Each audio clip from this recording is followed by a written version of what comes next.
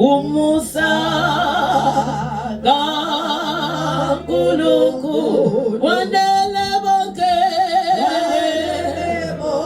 wanele bonke Jesu Kristu inkosi Jesu Kristu uyinkosi Jesu Kristu inkosi. bazalwane ngizodedela ubaba umpostoli egameni lika Jesu isikhathi sezwi lenkosi uJesu Kristu inkosi uJesu Kristu inkosi Jesu Kristu inkosi. uyinkosi epha